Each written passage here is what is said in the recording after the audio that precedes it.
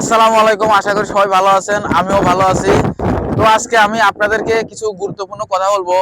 যারা মনে করেন যে এখন বর্তমানে সৌদি বা কাতার বা বাহরাইন এগুলো রাষ্ট্রে যারা এখন বর্তমানে বাংলাদেশ থেকে আসতে যাচ্ছেন, আমি মনে করি যে আপনারা একটু ধৈর্য ধরেন। কারণ কি, এখন এই মধ্যপ্রাচ্যের কান্ট্রিগুলোতে মনে করেন যে ভয়াবহ অবস্থা চলতেছে।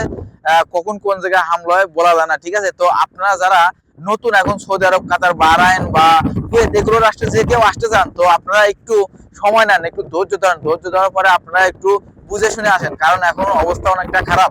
কারণ দেখেন, আমি আমি একটা কোম্পানিতে কাজ করি, কিন্তু সেই কোম্পানি মনে করেন যে এরা একটা প্ল্যান্টে কাজ করি, কিন্তু এখানে দেখেন আজ 4-5 দিন মনে করেন যে আমার কাজটা বন্ধ আছে। কারণ আপনারা জানেন যে এখানে অনেকটা গ্যাঞ্জাম চলতেছে, আপনার অনেকটা যুদ্ধক্ষেত্র চলতেছে। তো এর জন্য মনে করেন যে সৌদি সহ বাহরাইন, কাতার এসব রাষ্ট্রগুলোতে, মধ্যপ্রাচ্যের কান্ট্রিগুলোতে সব ফ্লাইট কিন্তু বন্ধ আছে এর জন্য।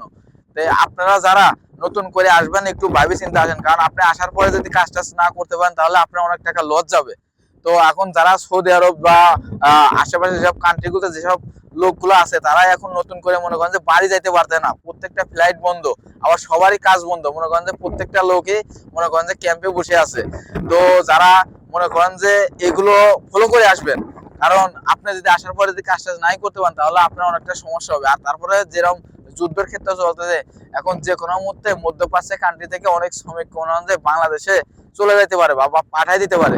তো এর জন্য মনে করেন যে আপনারা একটু সতর্ক অবস্থানে থেকে দেখবেন, তারপরে পর্যবেক্ষণ করার পরে আপনারা আসবেন। আর যারা এইসব কান্ট্রিতে, মধ্যপ্রাচ্যের কান্ট্রিতে আসবেন, তারা আমার বাংলাদেশি ভাইরা যারা আছেন, তারা অবশ্যই আপনারা একটু সতর্ক অবস্থানে থাকবেন, কারণ এখন অবস্থা খুবই খারাপ। তো আপনারা একটু সতর্ক অবস্থানে থাকবেন, কারণ আপাতত 2-1 মাস না গেলে কিছু বোঝা যাচ্ছে না আসলে কি হবে, কি সামনে কি হবে কিনা। আর যে অবস্থান এখন বর্তমানে আছে, তাতে মনে হচ্ছে সামনে যুদ্ধের সংখ্যা আরো বেশি বেড়ে যেতে পারে। তো আপনারা যে যেখানে থাকবেন ভালো থাকবেন, সুস্থ থাকবেন এবং নিরাপদ স্থানে থাকবেন।